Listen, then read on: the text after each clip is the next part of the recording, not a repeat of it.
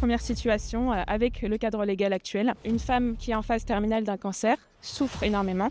On veut augmenter les doses de morphine pour la soulager, mais cela peut raccourcir sa vie. Est-ce que vous pensez que c'est autorisé aujourd'hui? C'est pas moi, ma maman, c'est ce qui lui est arrivé. Elle a été mise en soins palliatifs. Et elle nous a quittés quelques jours après. Dans son cas, moi je parle pas pour les autres. C'était devenu trop compliqué, donc quelque part, c'était pas le pire. L'important, je pense, c'est de faciliter les derniers temps en tout cas. Aujourd'hui, ce qu'il en est sur le cadre légal, je n'ai aucune idée. J'imagine que oui. Je sais pas du tout, mais ça devrait être possible. Franchement, je sais pas. Parce que j'ai pas lu le texte en entier, donc je sais pas du tout. Je suis pas sûre, mais je pense que c'est pas possible, non? Bah oui, c'est possible. Bah, si la personne la veut. La personne est consentante. Bah pas. Ouais, en fait, c'est dans le consentement, quoi.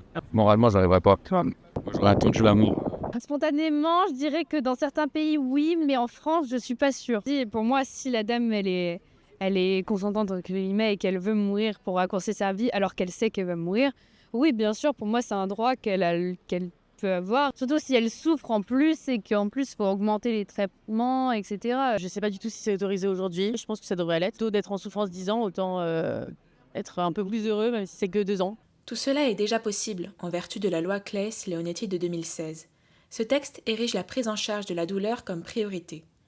Il autorise le recours au traitement antalgique, même s'il peut avoir pour effet d'abréger la vie, à condition que l'intention soit uniquement de soulager la douleur, et pas de provoquer la mort.